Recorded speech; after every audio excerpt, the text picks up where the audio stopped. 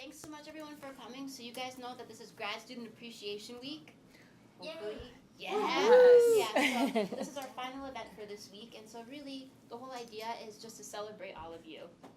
Your research, your service, your teaching is absolutely critical to the university's mission, and so we just want to have a week of appreciation towards you guys. So thank you so much for coming, and without further ado, I'm going to turn it over to our panelists to introduce themselves, and kind of how this works is I have a series of questions prepared, but at any point, please interrupt and ask your question. So it's pretty informal, and we want you guys to get, to be able to ask any question that you'd like. So, all right, do you want to start? Sure, no problem. Hi, everyone. Thanks for having me. I'm Meg Schroeder. I work at a company called Marketing Results, Inc., and we are a marketing consulting agency. We mainly work with the gaming industry and casinos. We've been in business about 31 years, and we work on all different kinds of projects. Anywhere from consulting and direct mail to email. We also do product software, so we have a development team.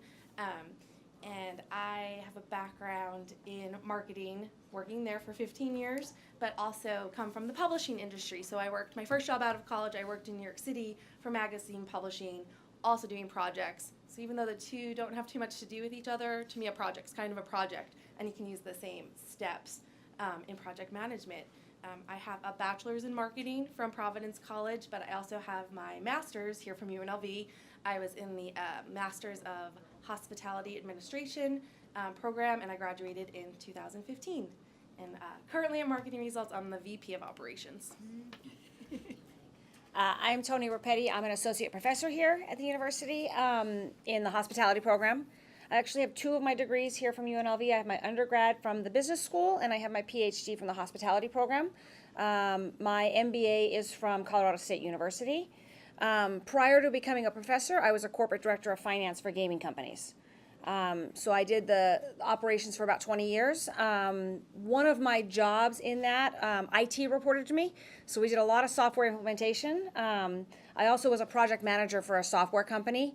I've done, for those of you that have an MIS background, I've done Cognos implementations as the project manager, and I've also, which is, for those of you that aren't familiar, is a BI, a business intelligence product. And we've also done, I rolled out accounting software. So on the Las Vegas Strip, most of them at the time were using a product called Coda, who I worked for. And so I have a lot of hands-on experience doing rollouts for big system implementations.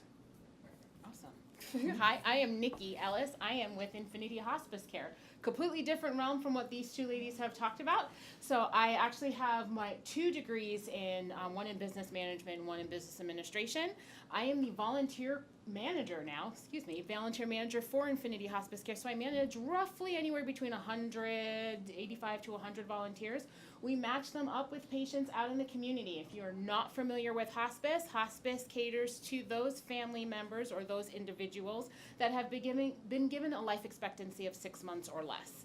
So this is more of end-of-life comfort care, making them as comfortable as possible, pain-free as possible, and making sure they get taken care of. They have a whole entire team that comes out to see them. They have a nurse that comes to their home. They have a social worker that comes and helps with end-of-life planning. They have a spiritual counselor to not only counsel the patient as they're going through this transition, but to help counsel the family members as well. And then we have our volunteer team that goes out there and helps either run errands for our patients, sit and provide respite relief so the family members can go and run their errands and kind of release that caregiver burnout. We also have volunteers that help celebrate, well, those patients who've reached 100 years old. So we get to do some great and fun things, and if you don't know, I'm going to let you know now, next week is Volunteer Appreciation Week. So yeah, it's a great time to just be recognized for all the volunteer work that you guys do. Awesome. Thank you so much. All right, so our first question. What are some ways that a project manager can establish the role as a leader? And I think especially when you're sort of first going into a company and you don't necessarily have any relationships built up yet. And then kind of as part of this too is you do want to build up these relationships. So do you guys have tips for that? And how do you motivate your team? Who wants to start? I'll start. I think one of the things as you go in as a leader is I always try to remember these 4 things: to be responsible, to be accountable, to be consulted, and to be informed. So I think to get people to trust you and follow you, you also have to know what's going on in your company, what's going on in the industry, what's going on your project.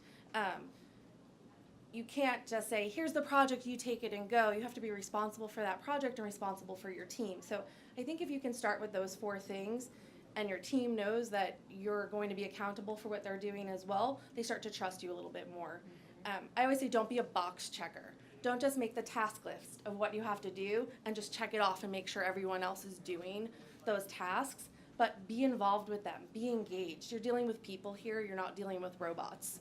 So whether it's that you're working on, I tend to work more on IT, MIS, client type projects, or if you're working on something more involving people and volunteers, like say Nikki is, you still have to remember these are people you're dealing with, so you want to engage with them. Also understand the ins and outs of the project. You don't have to know, for example, I don't know how to write SQL.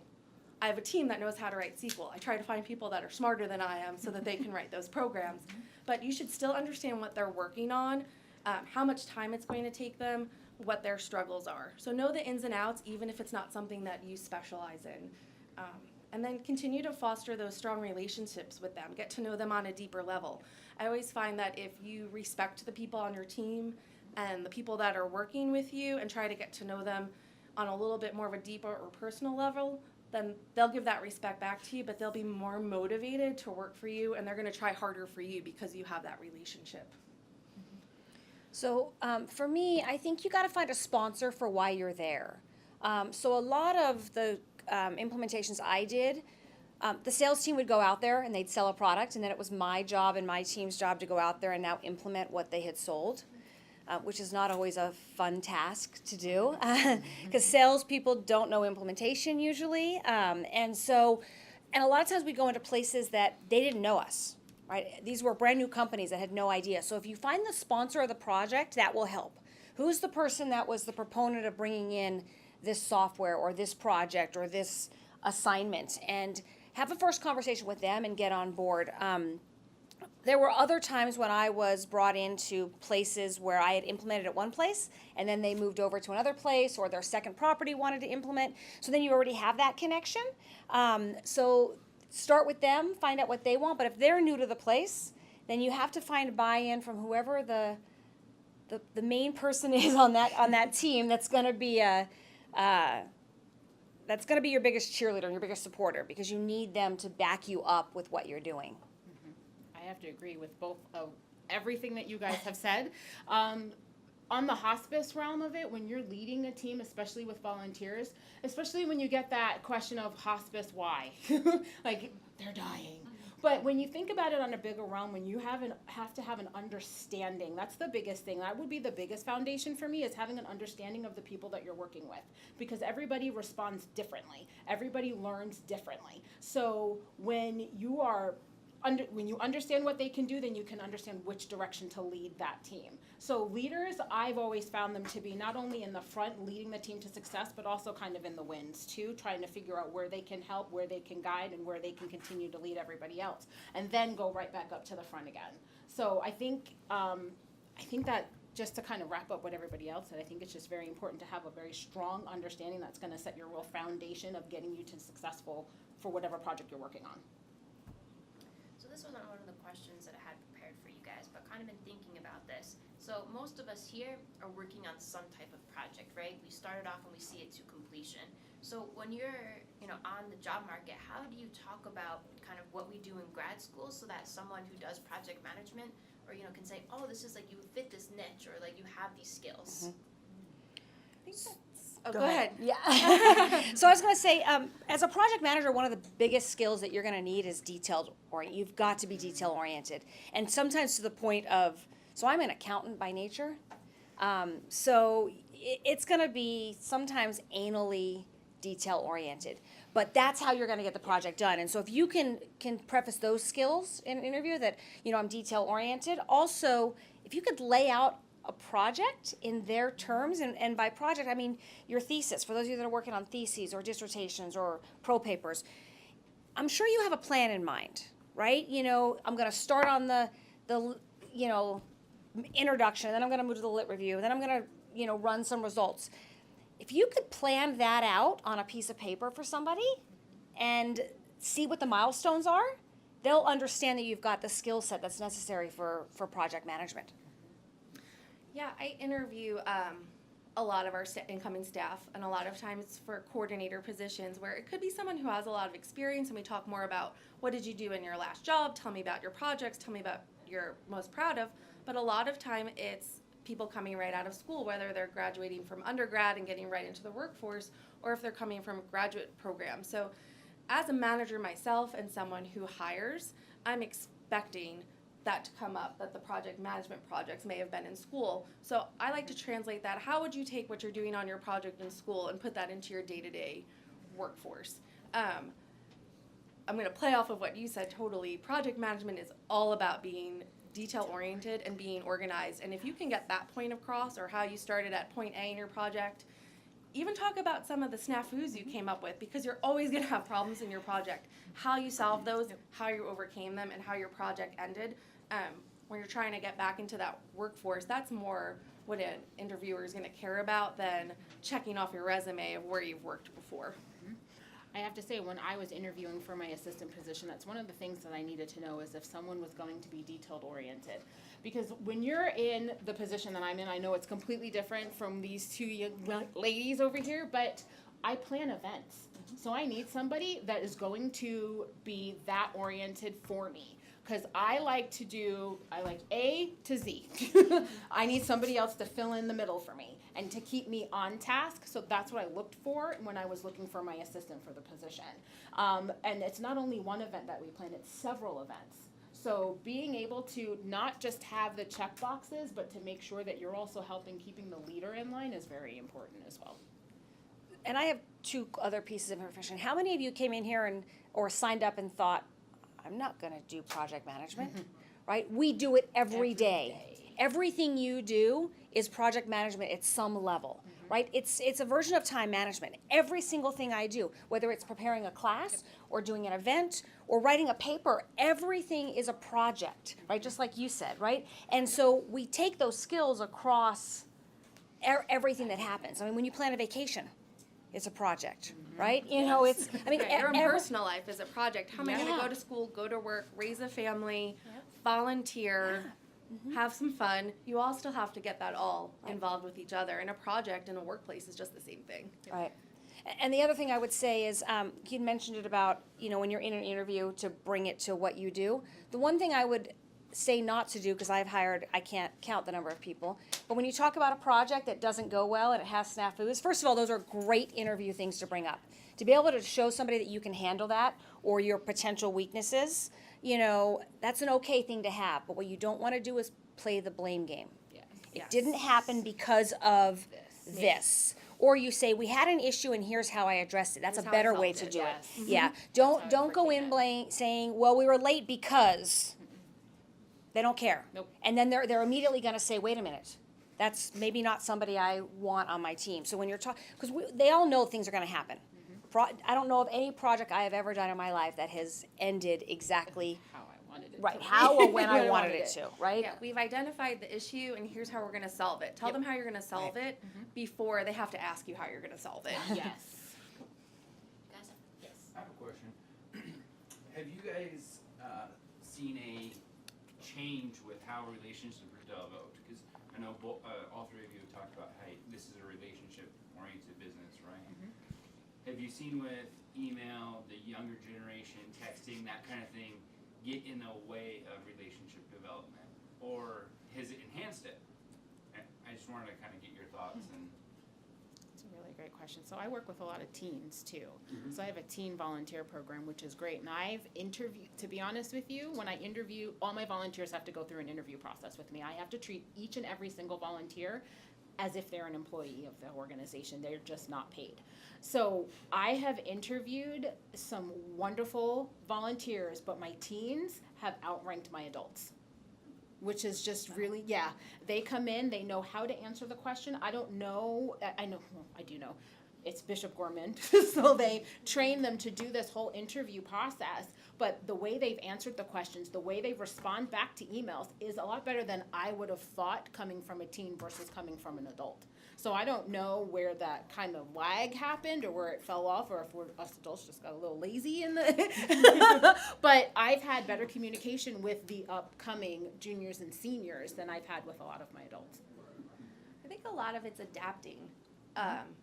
For people coming into the workplace that maybe say are a little younger or millennial, adapting to the company culture or the culture of your industry and learning from people who have a lot more experience than you, even if that's communication. But I would say for people who've been in the workforce for a while, also adapting to new technologies. My company, one of the people who's been there a very long time jokes around that he started as a production coordinator and they used to have to fax everything. And they literally had all the data on tapes. And the tapes would get picked up from the casino and then we would input the tapes. And now we're running software where I can run what I call a matrix and run a campaign in literally like 4 to 5 seconds. And this used to take weeks because they had to pick up these tapes and fax information to mail houses. So if he was still trying to fax things and couldn't move along on the fact that now we're doing everything instantaneously, you kind of get left behind. So I think newer people need to come in, adapt to how are the more well-seasoned people doing it, and the more well-seasoned people need to adapt to, do I need to learn these new technologies? Do I have to keep up with everything? Texting is, I think, a great technology. It's instantaneous. Using project management software where there's chat rooms in there and you're instantly getting answers from each other is great. Email is great, but meeting someone face-to-face, especially for me, meeting clients, the minute I have that face-to-face interaction and they know me and they trust me, it's a little bit harder for them to yell at me through an email. So I think you need a little mix of everything. I was going to say that. I think that the technology has helped us, and as the older generation, we have to learn to embrace that. But I also think that what we sometimes see lacking in the younger generation is the verbal communication skills one-on-one, like they hide behind their phone, right? Why can't I just send a text? And there's so much value, like you said, they get to trust you in that face-to-face conversation, and going up to somebody and, you know, instead of just sending an email, hey, we're going to be delayed or whatever, or things are on track, sometimes just touching base in person. So I think that's what I'm seeing in the relationship building that's different, is that we need to learn the technology, we need to learn to be much more reactive quicker, because we have to. We didn't have 4 weeks to wait for the tapes. Right now we have, we have to react, but we also have to communicate in person and not behind a screen. And in person's important too. So you have to remember when you're sending an email or a text or a message, the person receiving that could also be interpreting it differently than you've meant for it to be said. So if the person you're sending it to is already, say, on edge, or they're already worried about this project, and then they read it as if you're attacking them, when you're really just giving them a fact, things can go downhill real fast. Or if you just picked up the phone and said exactly what it said in the email, your day's gonna go a lot smoother. So it's hard to pick up the phone, it's hard to walk down the hall. People don't wanna have face-to-face contact anymore, but it can solve a lot of problems real quick.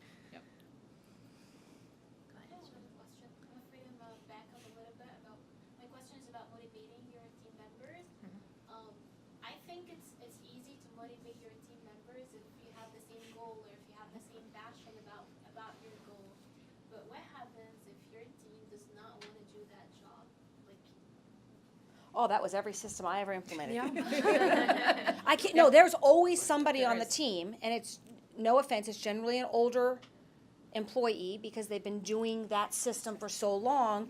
It means they have to learn something new, and ultimately they're scared. It's not that they don't want to, but they're scared they're going to fail, right? And so you have to convince them that this is the better route for them. They don't care about the organization. No. Right, you gotta convince them that this is good because it will allow them to do their job better. It'll allow them to maybe broaden and do other things they currently don't have the time to do, because now they're, typing everything in instead of. So I think you have to. It's convincing them that this decision is going to benefit them, not just the organization. Yeah, and that's tough. My favorite saying is work smarter, not harder.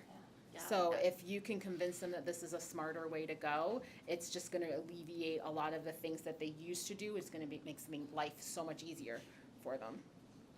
I pulled some things from some articles I had read some of them are new, some of them are older, but what I've tried to use in my own workplace.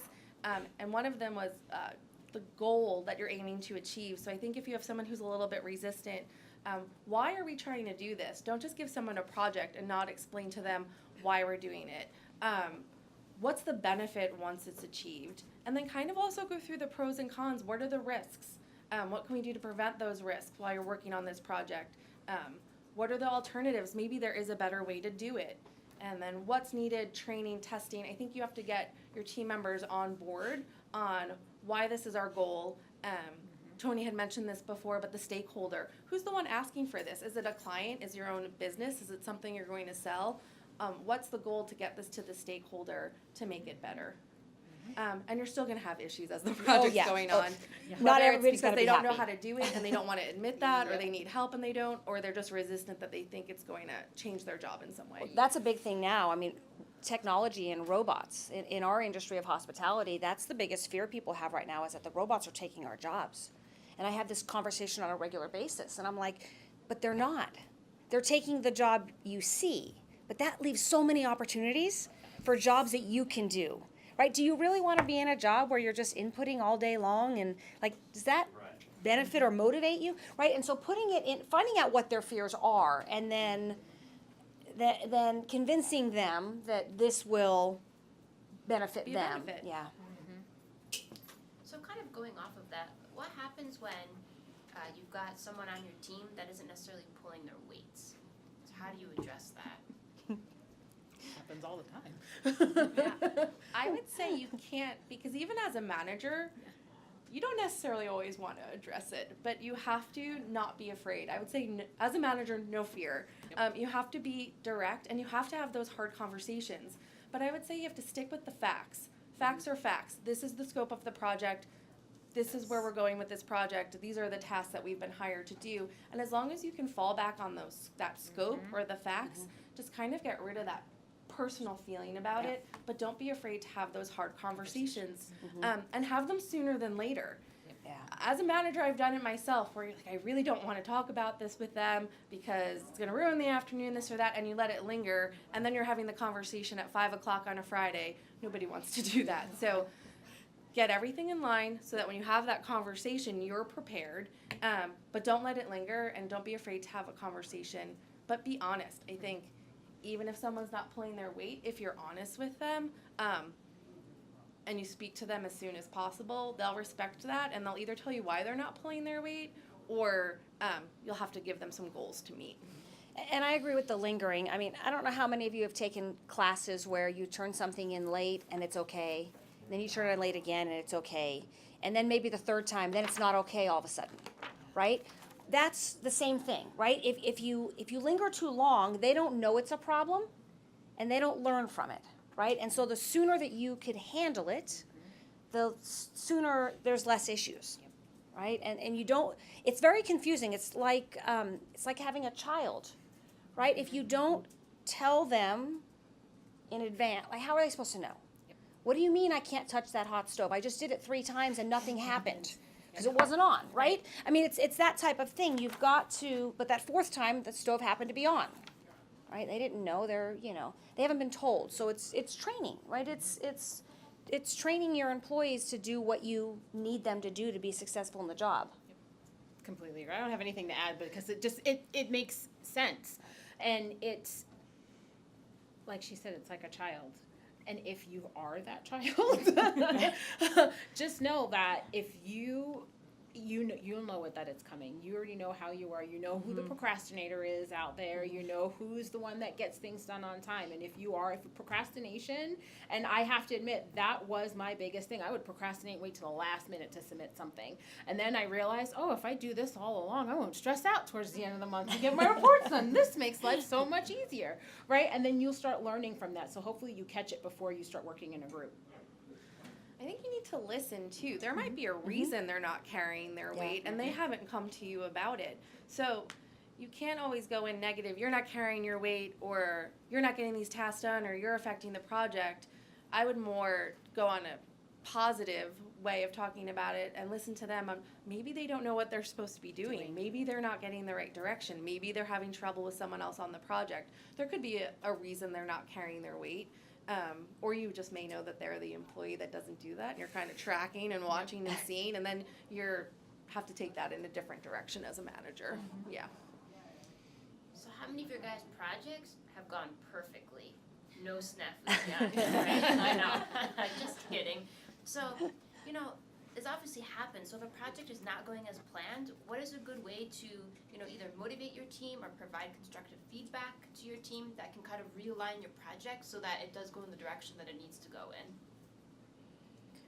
It's like handling those difficult situations like you just talked about, and just kind of redirecting, because leaders are really great at redirecting them back on path. And motivating them, I'm all about motivation. So one of the things that I like to do is, for at least my team, is getting to know who they are and what motivates them. Because everybody is motivated differently. Some people are motivated by money. Some people are motivated by time, by having that opportunity to spend time with that leader. If somebody says that to me, okay, Nikki, if you do this, this, and this, I'm going to give you an hour worth of my time for just you and I to sit and talk. Great. Other aspect is Nikki will buy you a pair of shoes if you can do this, this, and that. I'm on it, and it gets done right then and there. Where are my shoes? Like that's that's how I am. Find out what motivates your team, because you can't make that guess. Because someone who likes gifts versus someone who likes to spend time, and you're giving that person gifts who likes to spend time, means absolutely nothing to them. So getting to know your team is very important. Getting to have that understanding again is very important. So communicating with your team in the beginning to know what's going to help them get back on track is definitely going to be helpful. I just went, I'm part of Junior League of Las Vegas, and I would say a month or two ago we had a panel where she was talking about the love languages. So a lot of you might have heard of love languages, and it's more about you and your partner and your personal life. But our panelist, who's a member of League also, was talking more about use that in the workplace too. So if someone likes gifts, I was in my test a gift person. Just because I like gifts doesn't mean that you like gifts, or you don't like the gifts that I'm giving. So if you're a vegan and I go out and I buy you a Morton's Steakhouse gift card, I'm giving a gift because I think, oh, I'm so great, I gave you this gift, now you're motivated. Well, it's not even a gift that motivates you. Some people want those words of affirmation. They just want to hear, I'm doing a good job, but not just I'm doing a good job. Why did I do a good job? You recognize that. Trying to think what the other ones are. So it's Physical touch. Physical touch, Yep. weird and maybe a little bit weird in a in a workplace. But Well, sometimes someone needs a hug or a book. handshake. They have a love language for work. Do they have one for yes, work now? it's So, really good. Acts Quality of time. service, taking Quality on their work and helping, spending quality time, like you mentioned. I don't necessarily have an hour to spend with you, but if they see I took that hour to spend with you, that means a lot. So I think that's really important, that you motivate individuals. You have to know your own staff. Yeah. And I don't know, I think this was in one of the questions, but we didn't touch on it too much, was like initial motivation. Set things right from the start. So we're going to have weekly meetings or weekly progress updates, and then we're going to go over, do feedback, what's good, what's bad.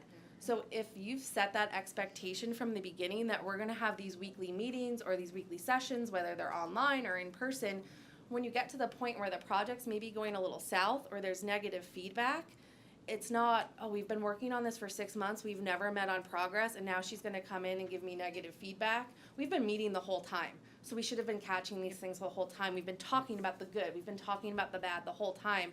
So it's not as negative when you get in there, because have set this expectation that you're always going to be talking about this feedback, whether it's constructive, whether it's positive, whether it's negative. I agree. Staying on top of it. I mean, we're all going to have deviations, but you'd rather have a slight yield to the right than a right-hand turn, right? I mean, and those weekly meetings help, or whatever your time frame is. You know, those will absolutely help. I also think getting to the core of not how do you fix it, but why did it happen, so it doesn't happen again, right? That's a big thing. Is that why did we veer off? What happened? Not just the what, but the why, so that it doesn't happen again and we can address it. Because otherwise, it's just going to keep coming up. Yeah. Yeah, agreed. Yeah, look at your historical data, even if it's not the same project. If you've made mistakes in the past, sometimes that's good because then you learn from that. I can't tell you how many procedures we have in my own office that are because a mistake happened. So we said, well, we don't want to make that mistake again. So now we're going to do this data check, or now we're going to stop at this point in the project and we're going to test it instead of finishing the project and then find out that it doesn't work. Yeah. So if you made the mistake once, use that historical data, Yeah. forecast on where mistakes could happen again. You guys have anything? So what happens, and I don't know if maybe you guys have an experience with this, but if you're given a deliverable and something is wrong with the deliverable, how do you correct that? What is sort of the process? See, I have that happen frequently when it comes to certain projects. Usually they're development projects as you work developing software. The deliverable, you've kind of scoped it out. You think it does one thing, and then when you get that deliverable, it either doesn't work or it doesn't do a different thing. I think it's all about adapting. It's about being organized, and it's about being clear. So if you get that deliverable and it doesn't work, what's good about it? What's bad about it? What do we need to change? And then you almost kind of start those task list over. How much time do we have to fix it? Who is the stakeholder that this was supposed to be delivered to? I always think you need to be honest and upfront and not try to hide things from staff, hide things from clients. If something's not going right, you may need to tell them why you need additional time. We talked about this before, why it's not going well, but how we're gonna fix it before they ask why it's wrong. So I think it comes up all the time. Sometimes you get a deliverable and it's perfect, and other times, sometimes it's actually better than what you expected. You get a better product, and other times you just need to be adaptable, but I think you always just need to be transparent and honest, and then find ways to fix it for the next time. So we didn't check it at step 2. If we had looked at it at step 2 instead of waiting until step 10, maybe we would have caught it earlier. I also think it's important that when you're building out your plan, you assume that nothing is going to be delivered right. Right? Yeah, Right. disaster. You- Everything's it's gonna be a not- disaster. Right, but you Everything you is. build a cushion in there, so if the deliverable comes to you and it's 80% right and 20% wrong, you've got time to fix it without affecting the next step. Now, that's not always possible. So I was doing project implementation during Y2K. So everybody, had to go. They were like, we have to be live because the world's coming to an end. Right? That's what they thought. The world was coming to an end. We have to be live before, December 31st. Right? And then they would call us last minute to buy the software. I'm like, okay, well, you didn't give yourself a whole lot of time, right? But most of the time, it got to a point where the sales team used to bring me in on the sales calls because I was like, you guys have to stop selling this stuff because I don't know what you're telling them, but that's not reasonable. So then you set us up for failure, and we come in and we can't sell, we can't get this. So they started bringing me in on sales calls and saying, look, this is how much time you need. Can you do it? And I think if you build that cushion in there, then, because you are going to have things that are not delivered right. I mean, it's just going to happen. Some of it's miscommunication. Some of it is misunderstanding, right? Some of it is just life gets in the way. Things happen, right? And so if you build in that cushion, you can deal with and redo things. Yes, completely agree with building in a cushion. When I helped plan, actually I led the team to plan the first volunteer appreciation event last year at Springs Preserve. We had 675 people show up to an entirely free event. Had no idea how we were going to do this. We weren't expecting 675 people to come. However, there was a lot of things that was going wrong from the beginning and that we didn't expect, such as getting permits for certain things and doing this at a certain time and getting this. All of us overlooked that aspect. And it literally came down to 2 weeks prior to the event of something that could take possibly 2 weeks to get, that we were able to get all the permits that we needed in order to hold that event successfully. And another thing, who's now Governor Sisolak, he came and he spoke as when he was the commissioner, but he was running late. And good thing when I did the run of show, I had cushioned in enough time in case he ran late. Casey came in on time, then we did the raffle here or we did the raffle here. So we had some cushion kind of in that. So make sure you have, like they were saying, enough cushion in there. Yeah, I think when you're doing your timing, it always helps to work backwards too. So when is it due? Is that even doable? If you work backwards and there's not enough weeks, then yeah, you have to have that conversation that the due date needs to change. So work backwards, always put in that cushion. But like I said, always be upfront about it and surround yourself with a good team. I mean, I've worked at my company for 15 years, but I would say most of the employees have been there about 6 to 15, if not 20 years as well. So we always work as a team that if something isn't delivered right, whether it's to us from our outside vendor or whether it's something we're internally working on, we're able to really communicate with each other and get it fixed before it ever even got to a client. Most of our clients never even know some of the things we're dealing with back and forth in between because we work so well together. But it's about having open communication, being honest with each other, and being realistic too. I like to work backwards because definitely when I was writing my dissertation and January, plenty of time, I don't have too much left, and then that deadline comes in early April and you're like, oh my gosh. So that's something I wish I had learned earlier. So you guys have all kind of mentioned that each person on your team has a different personality. So how do you navigate all of those personalities as a leader, and particularly if there is conflict? Oh, I've worked with lots of different personalities, especially during that event time. And when everybody is stressed out all at the same time, and everybody handles stress differently, you also have to understand who you are working with and how they respond to your critique. So working with them, I knew how to talk to this one person. She needed to be talked to directly. And in that direct, stern, because that was the only way that she would respond. But I only knew that because when I had that sit-down conversation with her, she mentioned that that's how I handle it, right? So it's being able to get to know who you're working with to understand how they respond to it. So it's not only understanding how they like to be motivated, but it's understanding how they take criticism.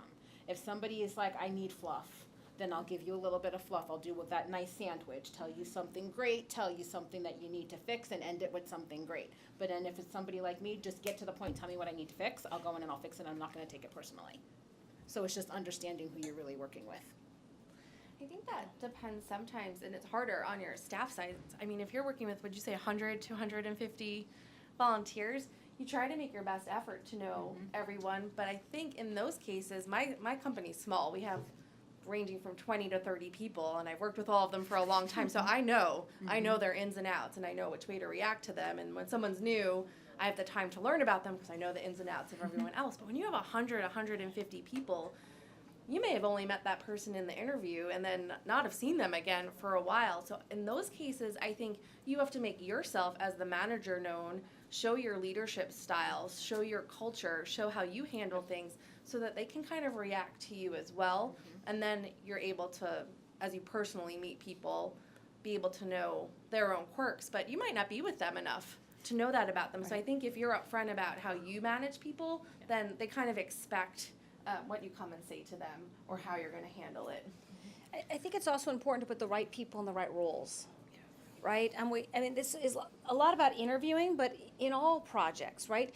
You got to make sure that you've got people in roles, one, that they want to be in, because that causes generally less conflict. Not always, but generally less conflict. Last thing you want to do is put somebody in a role that they're already not happy about the project. Now you're making me do something I don't want to do. So now I don't care, right? So if you could figure that out when it's being built, and sometimes that's not you. If you're coming from the outside and that project has been determined, you're hoping they have done that, right? But I think that's so important, is making sure that people are doing what they want to do within reason. We all cannot be the CEO.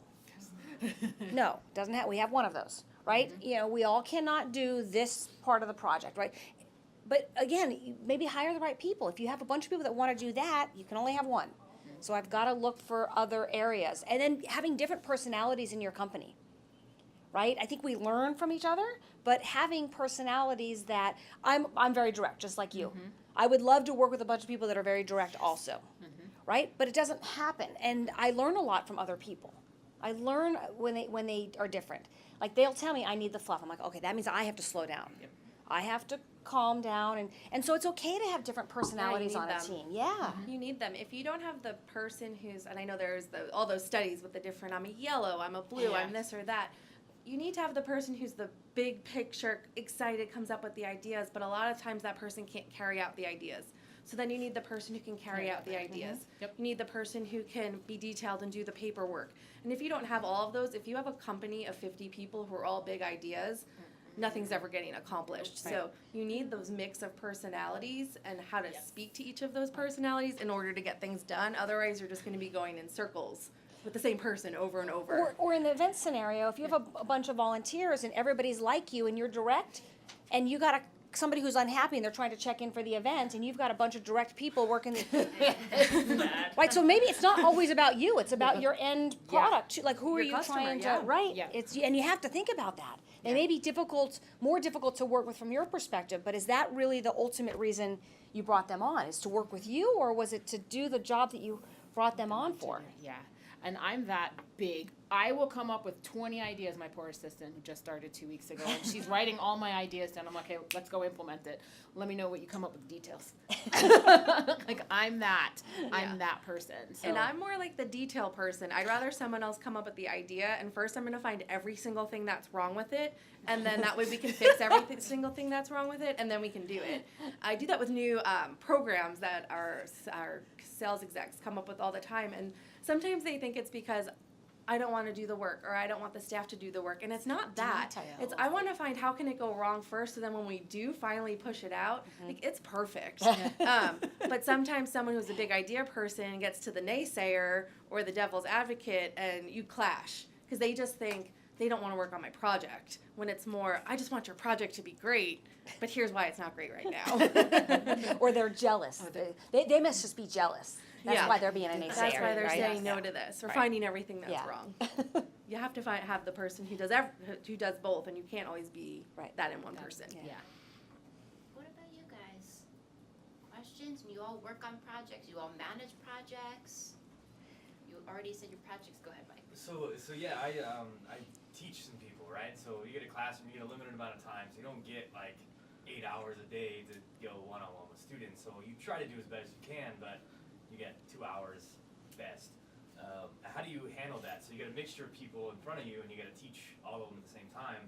So how do you communicate to every one of them effectively, be direct while still being a little bit fluffy, doing fun things while getting the information across? So I guess how do you do that? Yeah, I just want to add to that. I had this problem in one of my classes. I had like older students, and I had like really young students, and the majority were like in the middle. I wasn't sure, but sometimes I would speak so simple, and the older people would not like it. Right.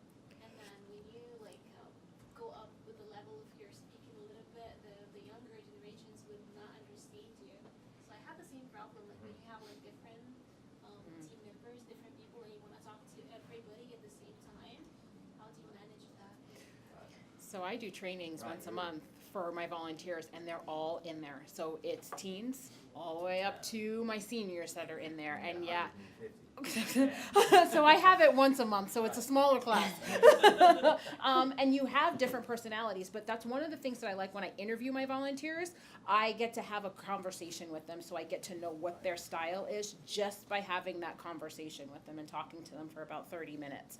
And then just the interactions that we have before the orientation. So then when I get in there, I know, okay, so for this one to understand, I have to be really dramatic. And then I pause and I make sure that everybody has an understanding of what I just talked about. So for instance, explaining the hospice process and how a patient comes onto hospice. Everybody learns it at a different rate. So I make sure that I spend quality time on there, and I stop and I ask them, do you understand what do you understand what I'm saying? Okay, great. Now that you understand it, can you repeat it back to me? And if they can repeat at least the summary of it, but my classes are smaller, and I do that purposely, so I'll only have at max maybe 10 people in the class. So I'm able to relate to them and able to, okay, explain this to me so that I know that you have an understanding. And then they get quizzed at the very end, and if they don't have an understanding, I'll backtrack and make sure that they do have an understanding before they leave. So it's a little bit harder with bigger classrooms, right? I mean, we cap at 60. I've taught 75. So it's a little bit harder. I think part of it is to set the expectations early, right? Here's where I'm going to be. If this is too slow for you, I normally am middle ground, right? I know where they need to be. There's going to be some above, some below. Most are going to be in the middle. And I tell them that I expect you to take some initiative. So if I'm going too fast for you, then that means you might have to do extra. And I tell them that extra actually benefits you at the beginning rather than afterwards, because then when you come in, you're not hearing it from me for the first time. Like if you've got somebody who knows they learn a little bit slower, if they could get the book ahead of time, the training manual ahead of time, and look through it, so that way when they come in, instead of hearing it for the first time, they've read it, they've heard it, now they can ask questions. I've got students it takes them a while to digest what you're saying, right? It's not a disability. They just take a little bit of time to have to, okay, wait, I need a second for what she just said, and we might be on to the next one. But if they've already read it or seen it, then they know, this is confusing to me, so I'm going to ask about that. So I set those expectations up front, and then I have to make myself available, right? And then it's a fine line between what's your responsibility and what's their responsibility, right? As an instructor, you know, they have to take some responsibility, you as students, and when you're in your classroom, you take some responsibility for what you do. I take responsibility for the part that I do, but I can't reteach everything if you don't get it, right? And I'm sure you've had some volunteers that you just can't use. Oh, yeah. Right? You just get to a point where you're like, they can't get there. But then you have the ones that are close enough that can you work with them, and volunteering is a little much different where it's almost like you have to make a little bit more special effort because it is a volunteer. You need to, you need those people. So I think you have to know what your outcome is. And that doesn't mean that those of us that are working and they're getting paid don't also have that, but it's a little bit different spectrum, I think. Yeah, I think everybody learns different. A lot of times I try to think, if someone was teaching me this, would I understand what I'm saying?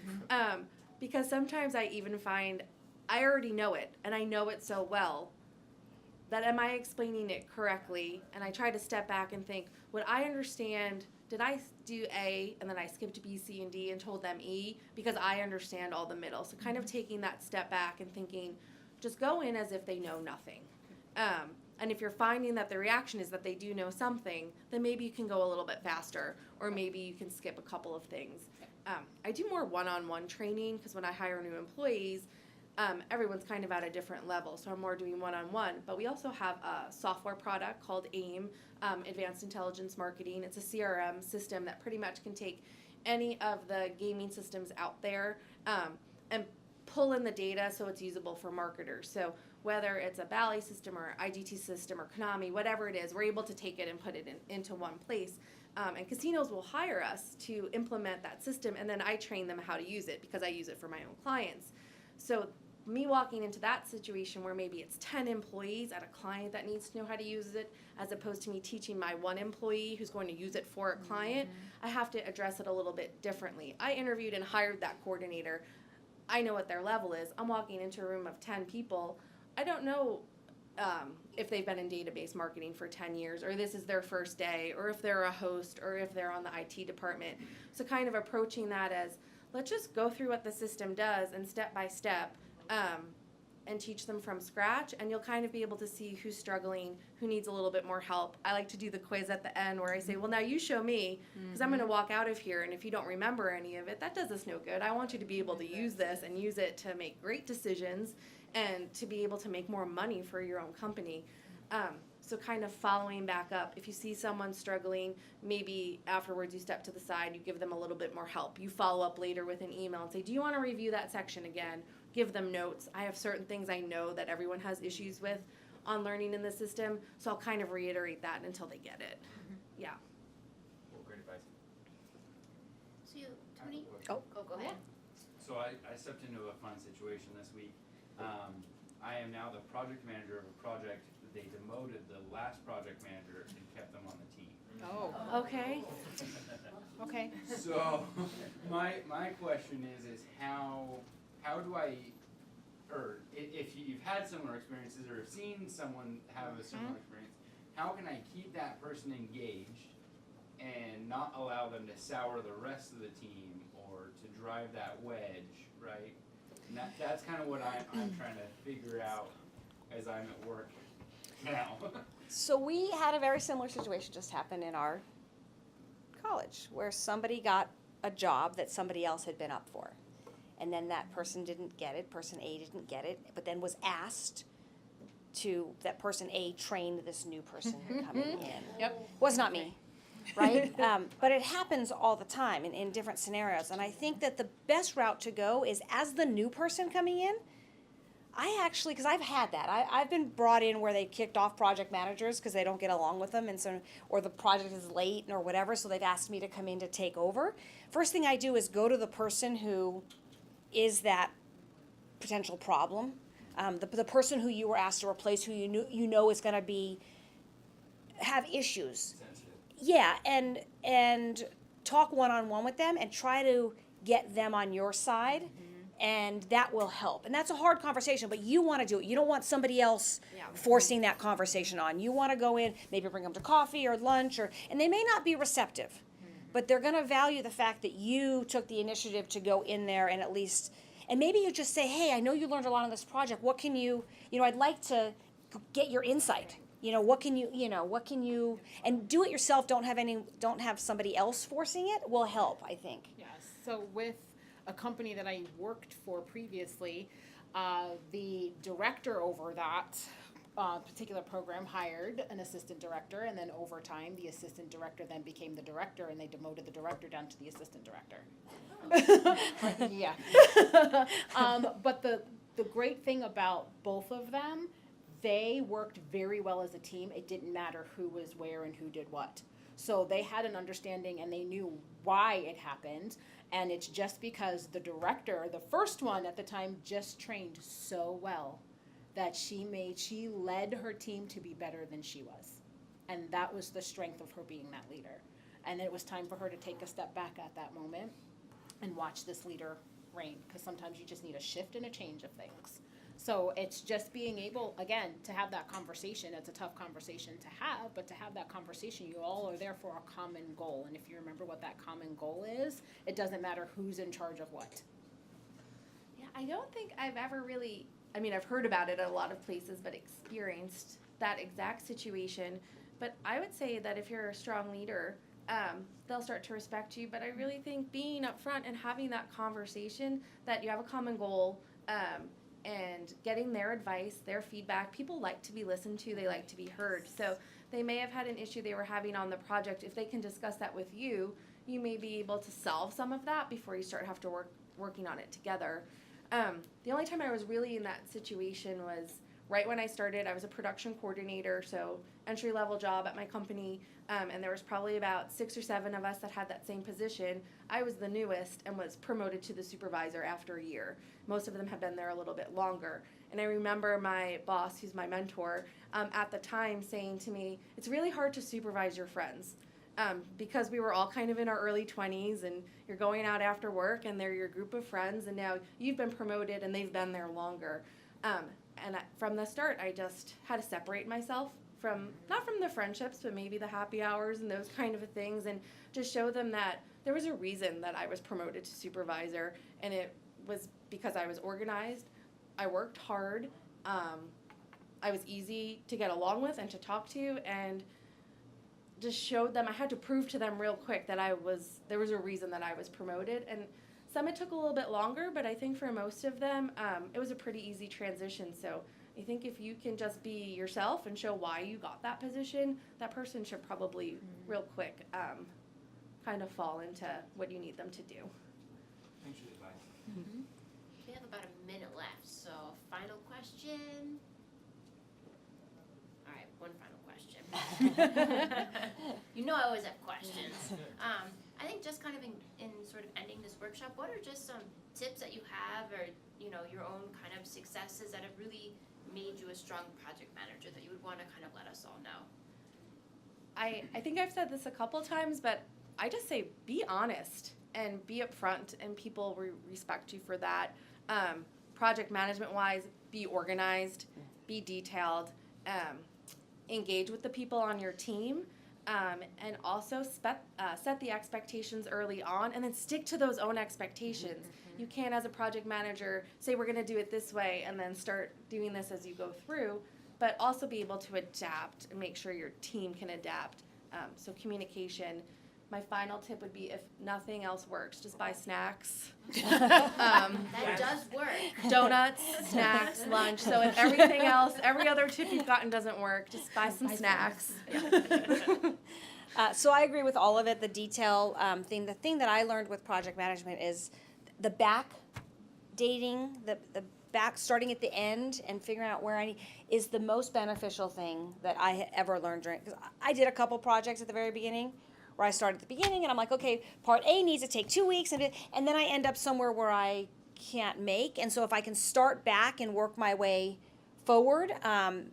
And build in that cushion, for me, that was the best thing that helped me to successfully manage projects. So I agree with everything they say, so I'm not going to repeat it, but my one tip is project manager, leader, whatever it is, you do not stop learning. Always continue to learn. Professional development and self-development, developing yourself, reading a book, and then I love John Maxwell. If you haven't heard of him, look him up. He's wrote some really wonderful books, and it's helped me develop into the manager that I am today. So never, ever stop learning. We got one other one. Be calm. So especially if you have a lot of people working for you, if you can remain calm and level-headed, they'll come to you with their problems. If they think you're going to walk into this situation right here and start yelling at them and just be off the handle, I would say a lot of things that I've done as a manager have been resolved by being calm and saying, well, here's how let's fix it. Yeah. All right, well, thank you all so much. Thank you. Thank you guys for coming on Friday afternoon. Enjoy your weekend. Thank you so much. Thank you.